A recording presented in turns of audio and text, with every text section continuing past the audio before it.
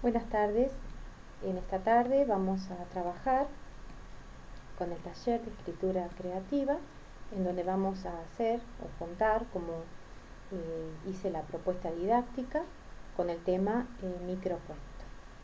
En un primer momento, esta propuesta didáctica está destinada, quiero hablar de la fundamentación de esta propuesta, que está destinada a alumnos de segundo año del ciclo básico. La fundamentación se basa principalmente en mostrar a los chicos, nuestros alumnos, lo que son los talleres de escritura creativa, que son espacios de construcción colectiva, donde ellos van a poder ir desarrollando su capacidad creativa a través de la palabra escrita. Es muy importante que ellos conozcan qué es un taller de escritura y cuál es el objetivo del mismo. Tenemos que tener en cuenta que la propuesta está destinada a alumnos que van a tener una trayectoria educativa común, por lo que los contenidos o los saberes que ellos han alcanzado son parejos en general, ¿no? Y esto es bastante importante tener en cuenta cuando uno aborda un taller, ya que no va a haber disparidad entre ellos. Lo que se busca también es que los chicos puedan desarrollar su creatividad, motivarlos a la escritura, a través de estos microrelatos o microcuentos que son breves, que estimulan la fantasía, la originalidad, la creatividad, la imaginación de los que los leemos y también cuando lo hacemos, ¿no es cierto? Y cuando lo producimos. A través de este taller se busca ayudar a ellos a mejorar las técnicas de escritura creativa, buscando generar una mirada también diferente en relación a la escritura, para que se disfrute la escritura, ¿no? Como dice Gianni Rodari, no para que todos sean poetas, sino para que ninguno sea esclavo. Por consiguiente, pienso que el microcuento permite trabajar de manera muy cómoda con los alumnos, ya que se trata de un género de gran frescura y dinamismo. Al ser breves, permite trabajarlo en la clase, donde se va a poder compartir todos los microcuentos que se hayan realizado, y también esto es de estímulo, creo, ¿no?, para acercar a la literatura a los alumnos, ¿no?, y también para que ellos se expresen y puedan desarrollar la capacidad de expresión y de comunicación. Bien, la propuesta didáctica, los objetivos que tengo son reconocer y analizar las características del microcuento a partir de su marco teórico y los diferentes tipos de cuentos que existen, y producir microcuentos a partir de la lectura de un microcuento que elegí, ¿no?, de Eduardo Galeano. Con respecto a los contenidos, pertenecen al género narrativo, microcuento, donde vamos a ver el origen, las características y distintos ejemplos, y luego la elaboración y producción de textos creativos, el microcuento. Las actividades. En un primer momento voy a colocar en una canasta varios microcuentos que obtuve de distintas páginas, ¿no? Y cada uno va a tomar un microcuento. Lo va a leer en voz alta al microcuento que le ha tocado, y a través de preguntas disparadoras que voy a realizar, vamos a hacer una lluvia de ideas para conocer esos saberes previos que tienen los alumnos. Las posibles preguntas pueden ser: ¿qué características particulares presentan estos relatos? ¿Se habían leído anteriormente este tipo de cuentos tan breves? ¿Y cómo lo definirían? Muy bien. En un segundo momento voy a trabajar el microcuento que se llama El beso, de Eduardo Galeano, que también lo encontramos acá, ¿no?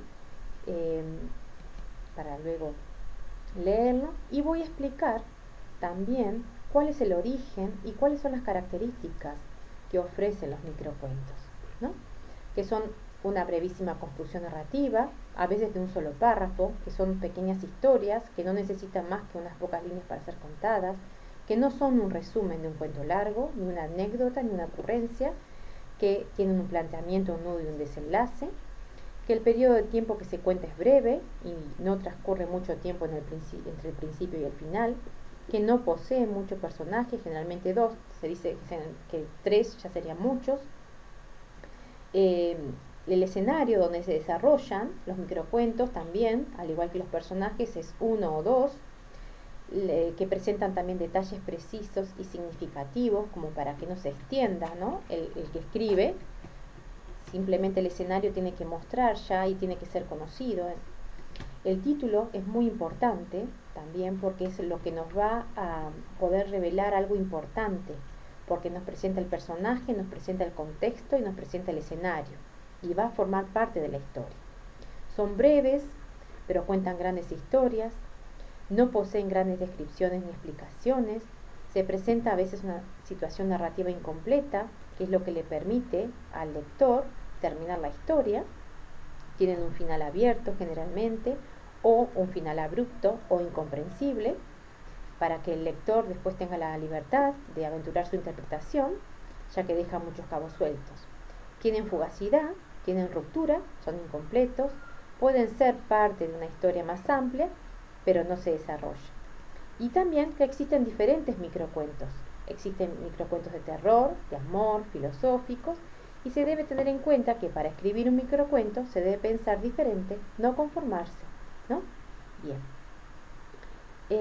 Esto son las características que les voy a presentar a los alumnos que tienen los microcuentos. Y acá también encontramos un pequeño video que se lo voy a pasar también de cómo escribir un microcuento.